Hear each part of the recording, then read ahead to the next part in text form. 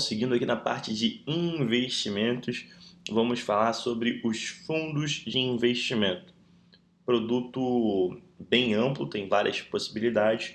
Como eu sempre falo para vocês, é que a gente precisa entender o conceito, entender a parte básica para ser bem objetivo, né? Caso caia uma questão na prova. Como que funciona o fundo de investimento? É como um condomínio de investidores com um objetivo comum. Então pensa comigo, você quer investir em um determinado tipo de papel.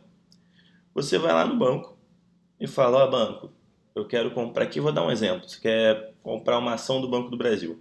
Você fala, Banco do Brasil, eu quero comprar aqui uma ação de vocês, da sua empresa. Só que eu não sei fazer isso. Você faz isso para mim? Só que o que que acontece? Da mesma maneira que você chegou lá no banco, eu também cheguei no banco e falei, poxa, eu também quero, eu gostei do que ele falou, eu também quero comprar a ação do Banco do Brasil, mas não sei como fazer isso, vocês fazem para mim? E aí um monte de gente chega com esse mesmo intuito. Então o que que o banco faz? Fala, beleza, eu vou juntar vocês, vou pegar o dinheiro de todos vocês, vou formar aqui um condomínio, vou formar aqui um fundo e através desse fundo eu vou aplicar nas ações do Banco do Brasil para vocês.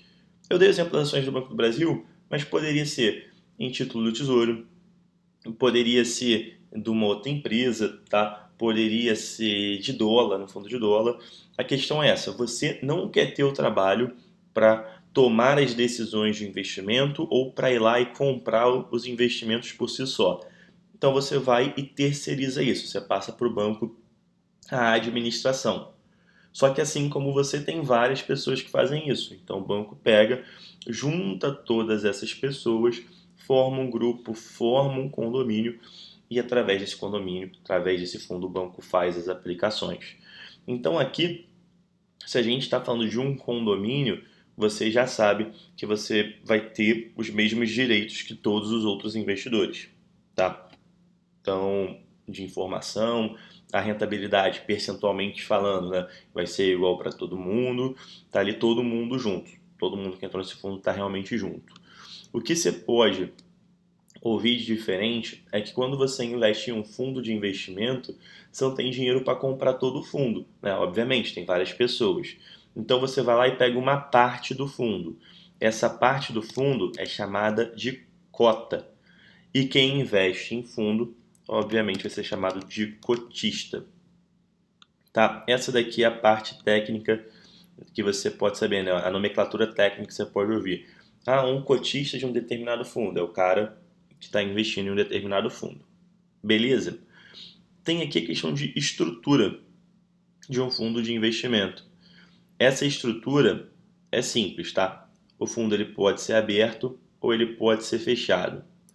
No caso do fundo aberto, ele permite resgate antes do vencimento do fundo, antes do fechamento do fundo, tá? Da liquidação do fundo, melhor, esquece a palavra fechamento, da liquidação do fundo. Então ele permite resgate antecipado. Brian, qual condição ele permite o resgate? Depende, tem que ver na lâmina do fundo. Cada fundo tem as suas regras próprias. Tem fundo que te permite resgatar no mesmo dia, tem fundo que tem uma carência de um dia, tem fundo que tem carência de 30, tem fundo que tem carência de 60 dias. Mas, no caso do fundo aberto, ele permite que você tire o dinheiro antes da liquidação, antes do encerramento dele.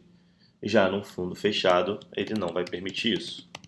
Tá? Então, qual é a diferença do fundo aberto para o fundo fechado? O fundo aberto ele permite o resgate antecipado. No fundo fechado não há essa possibilidade, tá? Só que vamos lá. Como eu falei, como é que funciona o fundo de investimento? Você vai lá e dá o seu dinheiro para o banco administrar para você. Só que o banco, ele é uma empresa. O banco, ele quer lucrar. Ele está te prestando um serviço ao pegar o seu dinheiro e tomar as melhores decisões de investimento para você. Então é óbvio que esse tipo, né, de aplicação vai incidir alguns custos, né? O banco precisa ganhar um dinheiro em cima disso. Ele está te prestando um serviço. E quais são os custos que a gente tem? O mais famoso é a taxa de administração. A taxa de administração dos fundos ela é sempre indicada de forma anual e ela é sempre descontada da rentabilidade. O que significa? Vamos supor que você viu lá um fundo, o fundo do Banco do Brasil rendendo 10% ao ano e que a taxa de administração é 1%. Você vai pensar, então, Brian, então minha rentabilidade é 9, porque eu ganho 10, pago 1 para o banco, minha rentabilidade é 9. Não. Esses 10% que o banco te apresenta já é líquido da taxa de administração. Tá? Isso é importante. Quando o banco te informa a rentabilidade de um fundo, ele já descontou a taxa de administração. Todo fundo tem taxa de administração, então esse é o custo mais comum que você precisa saber melhor. Fechado? Além disso, a gente tem o fundo, a taxa, que é a taxa de performance. A taxa de performance ela aparece em alguns fundos, tá? E a taxa de performance ela tem a ver com essa palavrinha daqui, benchmark, tá?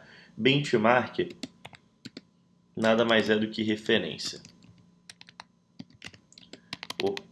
Referência. O que significa isso? Vamos supor que eu pegue um fundo, tá? Que eu vou investir num fundo e esse fundo tem a referência o CDI, a taxa Selic, tá? Ou melhor, tem a referência a taxa Selic. Se esse fundo superar, aí o Banco do Brasil fala assim, ó, Brian, o meu alvo aqui é igualar a Selic. Só que se eu conseguir passar da taxa Selic, em cima do que eu passar, eu vou te cobrar um percentual de taxa de performance. Então a taxa de performance ela aparece, tá, quando a administradora do fundo supera o benchmark. Ela vai te cobrar um percentual a mais por isso. Não são todos os fundos que têm taxa de performance, geralmente são fundos mais agressivos, tá? Os fundos que têm o objetivo de superar o benchmark, tá bom? Então, é algo que pode aparecer na sua prova.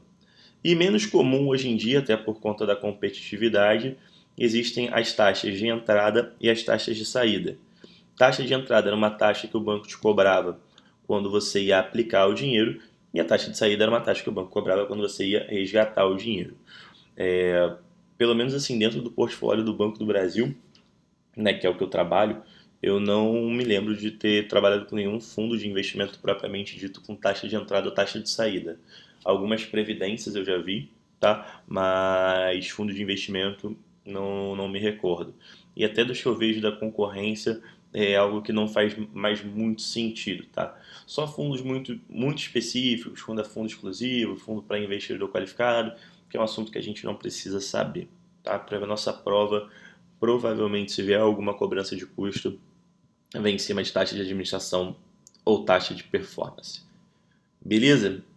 Vamos lá, seguindo aqui. Tipos de fundo. Nós temos 4 tipos, de maneira bem genérica, 4 tipos de fundos de investimento. Começando pela renda fixa.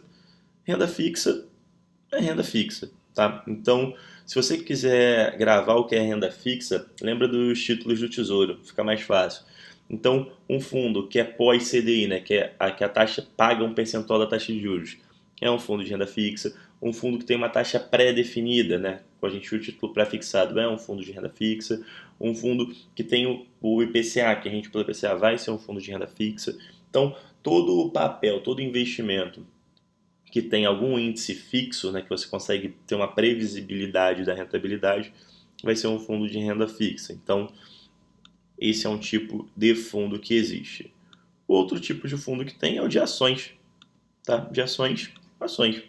Igual eu dei o exemplo, Brian, eu quero investir na ação do Banco do Brasil, mas não sei comprar. Você vai lá no banco e pode comprar o fundo de ações do Banco do Brasil. Você pode comprar o fundo de ações da Petrobras. Você pode comprar o fundo de ações do setor da construção civil, onde o banco vai escolher as melhores ações da construção civil para você. Tá? Então, tudo que tiver ação vai ser um fundo de ação. Tem o fundo também cambial, que o nome já diz, terá relação com câmbio. Então, um fundo de dólar, um fundo de euro, tá? E por fim aqui, eu pulei de propósito, o fundo multimercado. Fundo multimercado é uma salada. Ele faz uma mistura desses outros 3 que eu falei. Então, existem fundos que 80% da composição dele é renda fixa e 20% ações. É um fundo multimercado. Tem fundo que é o contrário, tem 80% ação e 20% renda fixa. É um fundo multimercado. Então, qualquer coisa que misture, né, renda fixa, ação e cambial, tem uma bagunça lá, é o fundo multimercado. E por isso que no fundo multimercado a gente tem fundos que são bem conservadores e fundos que são bem arrojados. Tá? Então preste atenção no fundo multimercado, que é importante. E para fechar a nossa aula com chave de ouro, vamos falar em estilo de gestão, que são dois, tá? Uma gestão ativa ou uma gestão passiva. Isso daqui também tem muito a ver com o benchmark, tá? Com o benchmark. Um fundo de gestão passiva, o objetivo dele vai ser acompanhar, desculpa, gente, acompanhar o benchmark. Então vai ser um fundo mais defensivo, tá bom?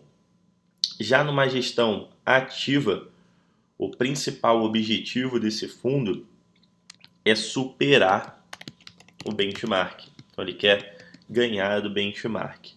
E aqui, né, sabendo disso, sabendo que um fundo de gestão ativa quer superar e um fundo de gestão passiva quer acompanhar, a gente já pode aqui, né, tirar uma conclusão que os fundos que cobram taxa de performance sempre serão fundos de estilo de gestão ativa, porque o banco só vai ganhar uma taxa extra se ele superar o benchmark. Para ele superar o benchmark, ele tem que ter uma gestão ativa, tá? Gente, aqui a gente termina a parte de investimentos.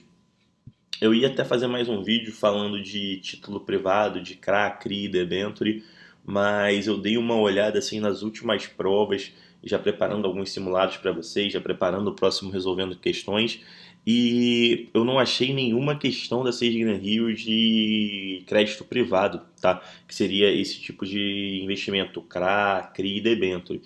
Então eu achei melhor não colocar esse assunto porque o tema de investimento já se alongou, tá?